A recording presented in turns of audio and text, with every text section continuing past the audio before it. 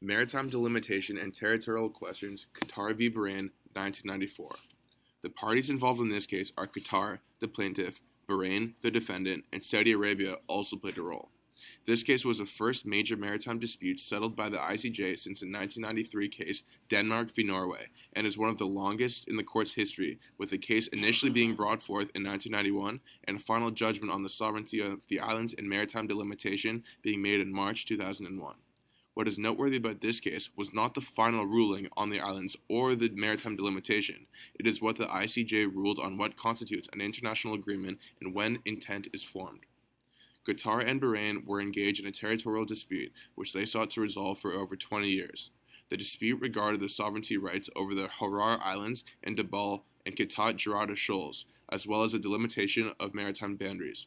During the dispute, Qatar and Bahrain exchanged letters that were accepted by each country's respective heads of state. However, no action was ever taken.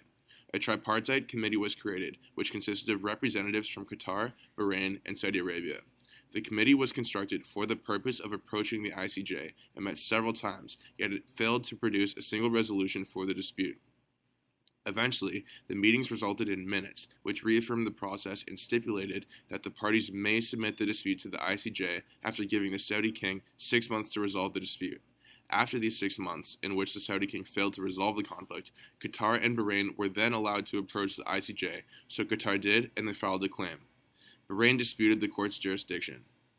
The main issue and question for the ICJ is whether or not meeting minutes and exchanges of letters constitute an international agreement creating rights and obligations for the signatories. For the ICJ, the answer was, and still is, yes. The parties both agreed that the letters constitute international agreement with binding force, but Bahrain argued that the minutes were only a record of negotiations, and therefore were out of the ICJ's jurisdiction. However, the ICJ disagreed, and there's precedent on this. The Vienna Convention of Laws and Treaties states that international agreements can take many forms, and the ICJ has enforced this rule in the past. The ICJ ruled that minutes in this case are more than just a record of meetings. They contain a reaffirmation of obligations previously agreed to, such as the agreement to allow the King of Saudi Arabia to try to find a solution and the possibility of ICJ involvement.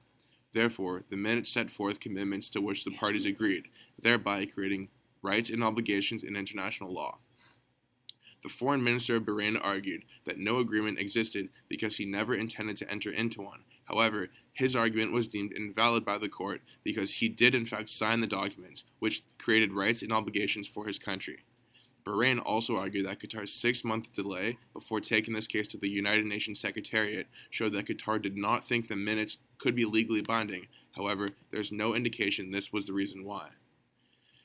This case reaffirmed the ICJ's position, as well as reinforcing the precedent under the Vienna Convention, that international agreements can take many forms. The language used in the writings will influence the court's decision. In this case, the language was the main focus of the court. The content of the minutes led to the ICJ's rejection of the Bahrain minister's claim that he did not intend to enter into an agreement.